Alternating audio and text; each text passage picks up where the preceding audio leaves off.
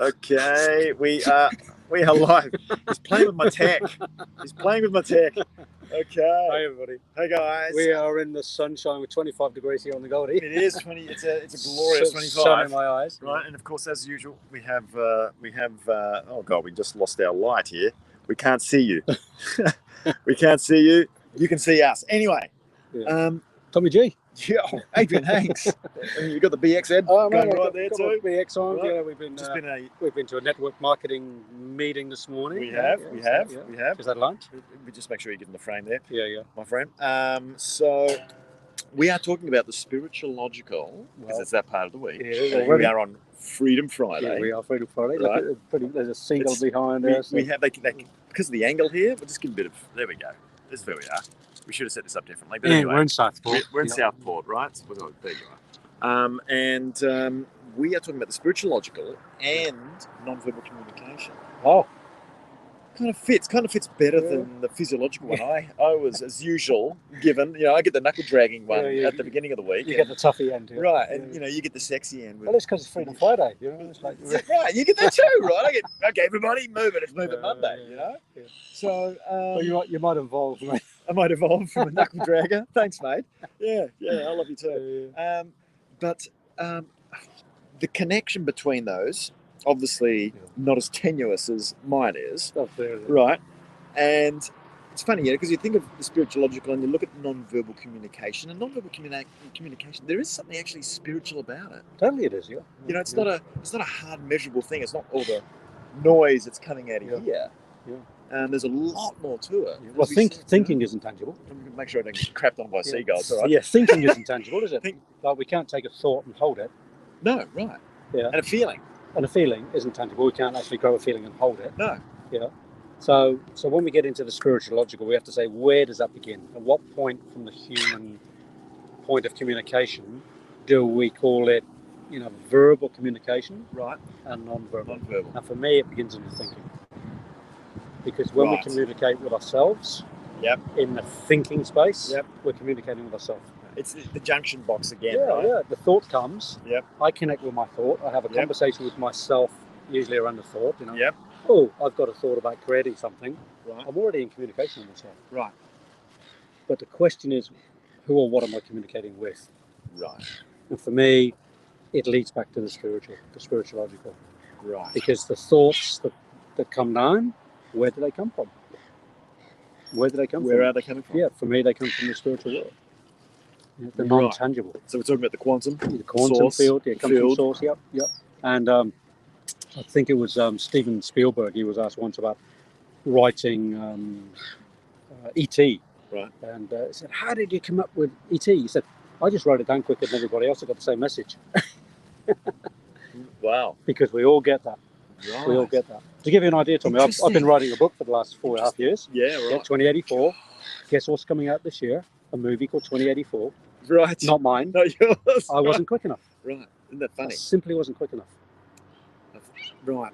Okay. Yeah. So and it's not like, today else.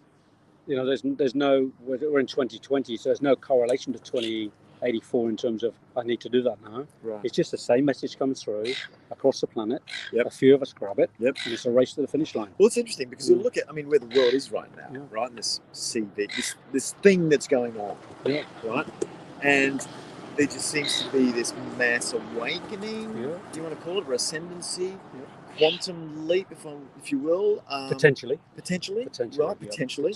I'm going to err on the optimist. Yeah, me too. I'm the eternal optimist. Right? Yeah. Well, I just wanted to bring that to the viewers. I wasn't here to come. And do you know why it's potential? Right. Because it depends on us all. Well, it does, and you're nodding. All of us, right? Yeah. Everybody on here, everybody listening in, watching in. It depends on us on all. If we're going to jump in that quantum field, if we're going to take it to the next parallel, we all have to be in it together. We need that mass, the critical mass. We do. There's some things we need to break. Yeah. Some things are breaking. The cracks are appearing. There are some things that are breaking that certain people don't want breaking. Yes.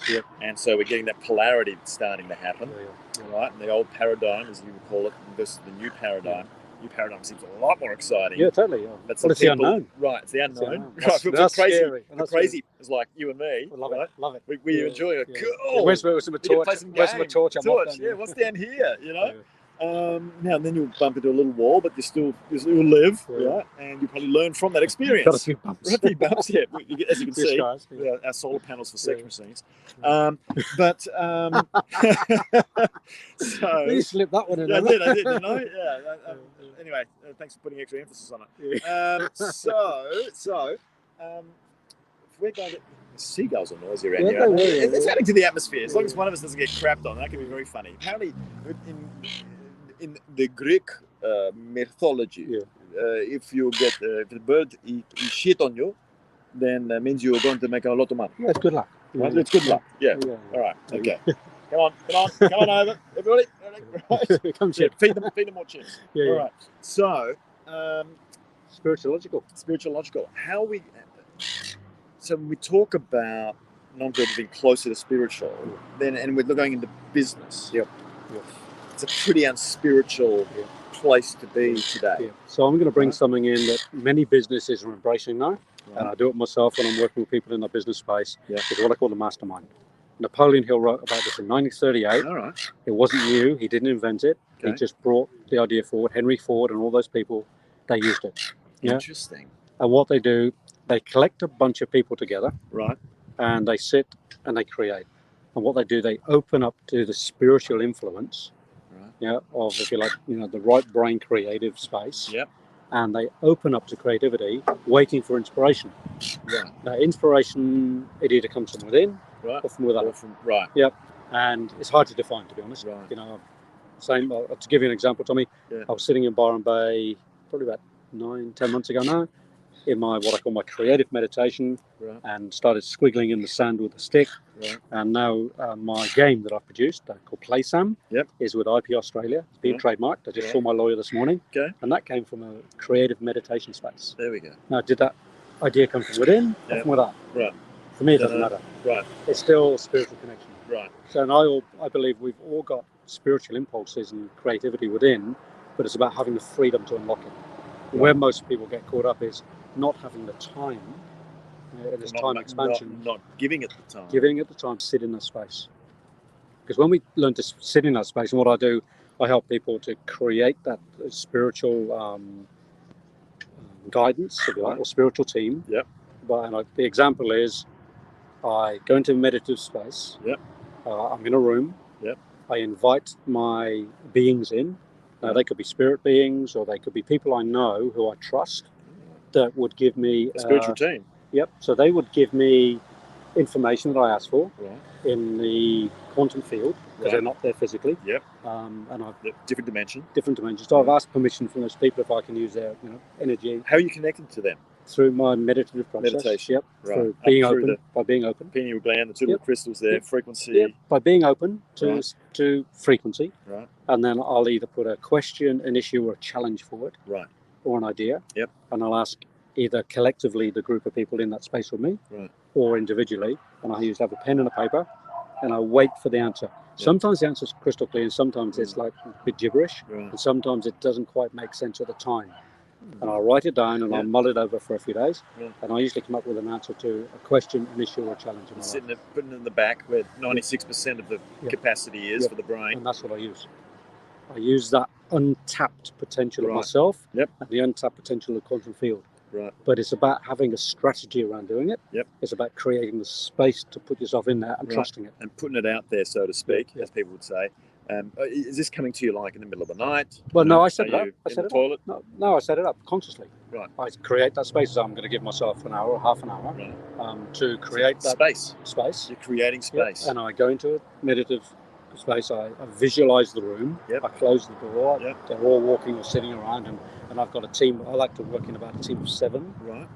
And they're all written down who they are. Yep. They're either spiritual or Nelson Mandela. For instance, could be part of my thing. Could be Gandhi. Right. Could be anybody that I feel I would trust in real life. Yeah. And then we can go into the spiritual realm if you like, of calling in, Jesus or whatever faith you're in. Yeah. And trusting that energetically, they're going to be in that space. Right. So we're back to energy, right? Back to electricity is energy. It's all energy. Well, everything right now. We are talking, and through here, what's connecting us? Yep. Energy. A frequency. And we are. Yeah. An image of you and I is travelling tens of thousands of kilometres. We're a different frequency hologram. Yeah. And bits of us have been pixelated. Yep. demodulated, Yeah, yeah. pixelated. Yeah, that's energy. And then the eyes Yeah. go and interpret it. Yeah, yeah. They're looking at a hologram Yeah. of whatever device they're looking at. Yeah, they're not looking at you That's and being I the image. in reality. Like No. they can't touch it. No, it's just an interpretation. And yet the mind says that's real. Yeah.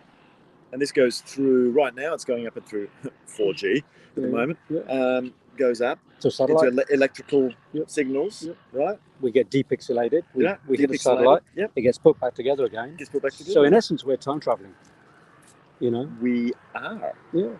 So people say, does time travel exist? I energy said, is. totally does. Right, because before you're saying, finding the time, but then if you're in the quantum, I mean, there is no time and space. Because you are getting me a nanosecond after I speak.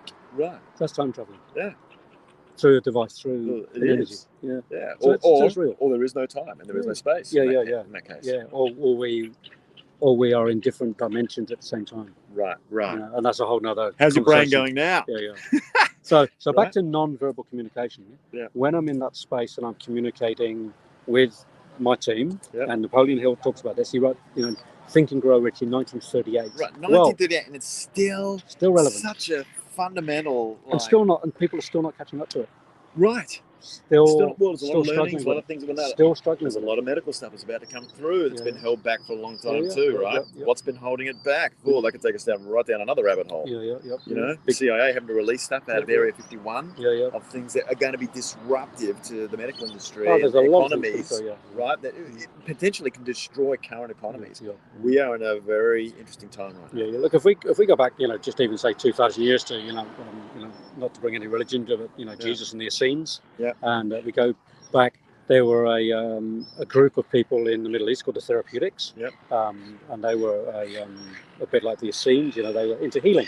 That's where the word therapeutic comes from. Yeah. So they were a group of people who learnt their healing arts. Right. And a lot of it was hands-on healing, sound healing. Yep. There were thousands of years ago. And then they got lost. And it was all energy frequency. In the Bible, hands-on healing. And how did it get lost and why? Greed, money, ego. Certain dark forces came in from somewhere. And a few names could be mentioned. And materialized. Everything got materialized. 3D world stuff. Yeah, got into the 3D world. Control, So program people.